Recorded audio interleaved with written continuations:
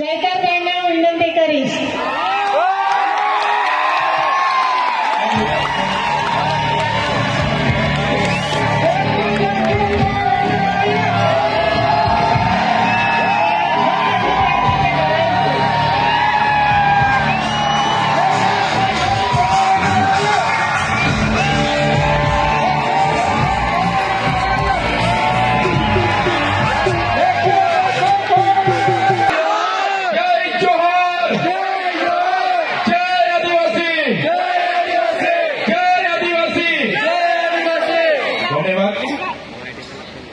મહુવા આદિવાસી પંચ દ્વારા આયોજિત સાંસ્કૃતિક કાર્યક્રમમાં આજે અહીંયા ધારાસભ્ય આપણા વડીલ એવા મોહનભાઈ મારા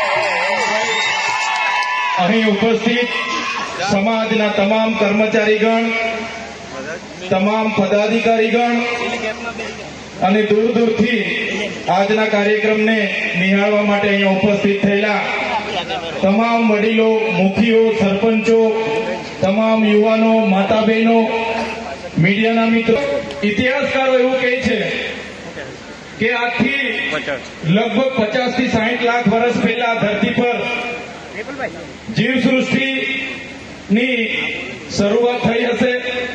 ઇતિહાસકારો એવું માને છે કે વ્યક્તિ માનવની શારીરિક અને માનસિક રીતનો વિકાસ લગભગ આજેથી 40 થી 50 વર્ષ પહેલા પૃથ્વી પર થયો હશે. આ પૃથ્વી પર ધીરે ધીરે જ્યારે માનવ આદિમાનવ તરીકે જંગલમાં ભટકતું જીવન ગુજારતો હતો, કંદમૂળ ખાય, વન્ય પ્રાણીને શિકાર કરીને ખાય, વનફળ ફળફળાદી ખાય, એ પ્રકારનું જ્યારે ભટકતું જીવન જીવતો હતો ત્યારે ધીરે ધીરે ધાન્યની શોધ થઈ, અગ્નિની શોધ થઈ અને પોતાના પરિવાર સાથે સ્થાયી થયો. ખેતીની શોધ થતાની સાથે નાના નાના કબીલામાં સ્થાયી થયો અને કબીલામાં સ્થાયી થતાની સાથે સાથે તમે જોયું હશે આદિવાસીનો ઇતિહાસ એવો કહે છે કે ખૂબ જ આદિવાસી કબીલાઓમાં પ્રકૃતિ સાથે રહીને જીવનારો સમાજ, આદિ અનાદિકાળથી જે વસનારો સમાજ, જેને આપણે મૂળ માલિક કહીએ છીએ, એ આદિવાસી સમાજ એ શાંતિપ્રિય પ્રકૃતિના સાનિધ્યમાં જીવતો હતો. એ સૂર્ય, ચંદ્ર, ગગન, વાયુ, નીરને પૂંજતો હતો. નદી પૂંજે, પહાડ પૂંજે, પેડ પૂંજે, વન્ય પ્રાણીને પૂંજે. એના પ્રકૃતિના આરાધ્ય દેવ હતા. સાથીઓ, ધીરે ધીરે ધીરે ધીરે બહારના લોકોના અતિક્રમણો થયા.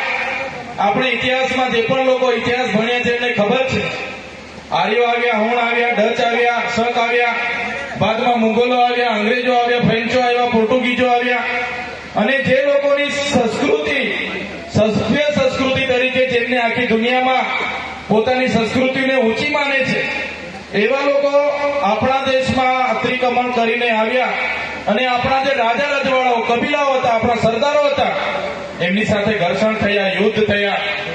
ઇતિહાસ એવું કહે છે કે આપણો સમાજ ત્યારે સ્વાવલંબી હતો, સ્વતંત્ર હતો, સંવેદનશીલ હતો, શોષણ મુક્ત હતો.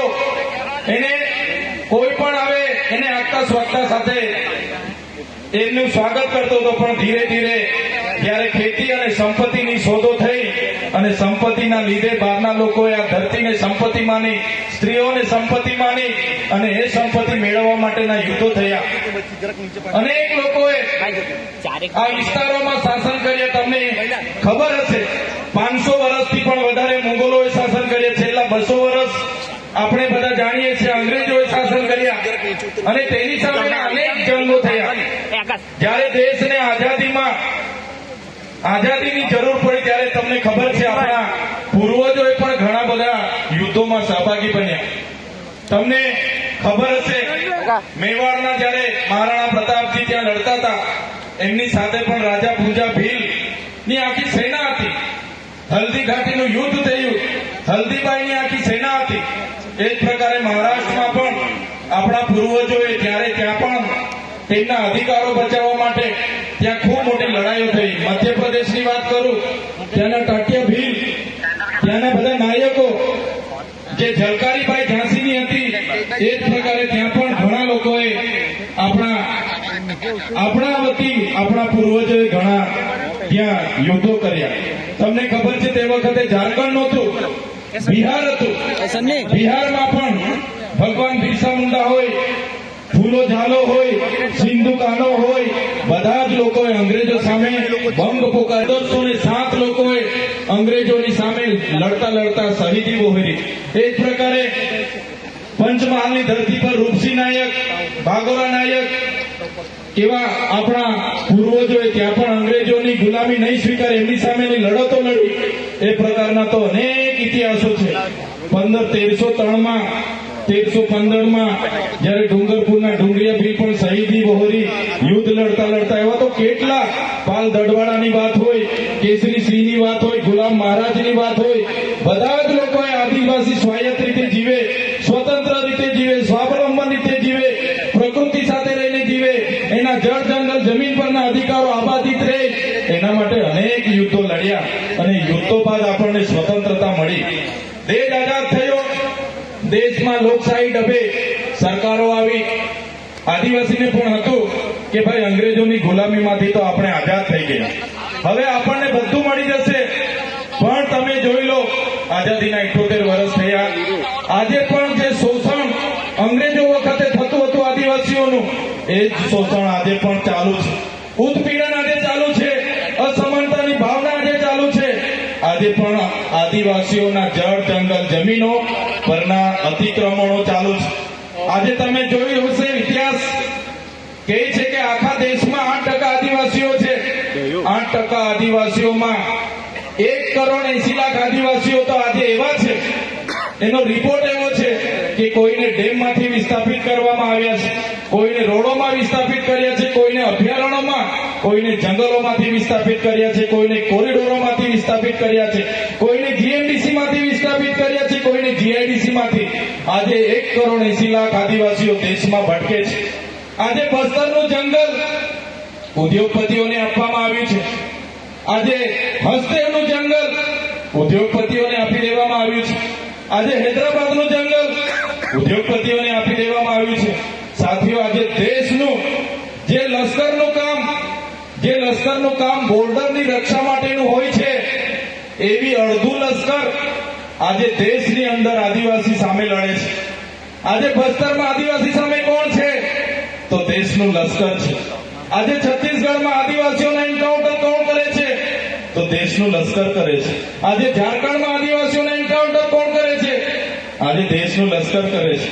તો સાથીઓ, જે અમે વાત કરીએ છીએ, કહેવાનો મતલબ, આજે કોર્પોરેટ જગતની નજર આપણા જંગલો પર છે, આપણી જમીનો પર છે. દેશ આઝાદ થયો પછી આપણને બધાને હતું કે આપણી સાથે પણ ન્યાય થશે, પણ ન્યાય થયો નથી. દેશમાં વૈશ્વિકરણ આવ્યું, ઔદ્યોગિકરણ આવ્યું, ઉદારીકરણ આવ્યું, અને બહારના ઇન્ડસ્ટ્રીયલના લોકો આપણા દેશમાં આવ્યા, અને દેશમાં એ લોકોએ વાયદો કર્યો, રોજગારી આપીશું. અને આજે મશીનરીથી આખી કંપનીઓ ચાલે છે. આજે એઆઈ નો જમાનો છે. આજે એઆઈ ના જમાનામાં કોઈ કોઈને રોજગારી આપવા નથી વિચારતું. પોતાનો વકરો થાય, પોતાના ફાયદા થાય, એના માટે આજે આખો દેશના ઔદ્યોગિકરણ લોકો વિચારી રહ્યા છે. તો સાથીઓ, આપણે બધા અહીંયા મોટી સંખ્યામાં ઉપસ્થિત થયા છે. આપણા સમાજના વડીલો, મુખીઓ, સરપંચો, યુવાનો, ભણેલા ગણેલા ડોક્ટરો છે, એડવોકેટો છે, ક્લાસ 1 અધિકારીઓ છે. આજના મંચ પરથી અમારે કોઈ વિશેષ વાત કરવાની રહેતી નથી. અમારે તો શીખવાની ઉંમર છે. અમે તમારા જેવા ઘણા વડીલો પરથી શીખવાના પ્રયાસો કરીએ છીએ. પણ જે આપણા સમાજની ચિંતા છે, એ આપણે બધાએ કરવી પડશે. આ મંચ સાંસ્કૃતિક મંચ છે, સાંસ્કૃતિક કાર્યક્રમો આપણે નિહાળવાના છે. પણ સાથીઓ, આજે પણ આદિવાસીને સંવિધાનિક જે અધિકારો મળ્યા છે, આર્ટિકલ 244 અંતર્ગત આપણો વિસ્તાર અનુસૂચિ 5 માં આવે છે. આઝાદીના 78 વર્ષ પછી પણ આજે અનુસૂચિ 5 લાગુ નથી. આપણે કહીએ છીએ પેશા એક્ટ 1996 અહીંયા લાગુ છે. આજે કોઈ પણ જમીનનું સંપાદન કરવા માટે સત્તામાં બેઠેલા અધિકારીઓ પોલીસનો ઉપયોગ કરીને હાઈ ટેન્શન લાઈન જતી હોય, રોડ જતો હોય, ડેમ બનાવવાના હોય, કોઈની પરવાનગી લેવામાં નથી આવતી. બારોબાર એનું સંપાદન.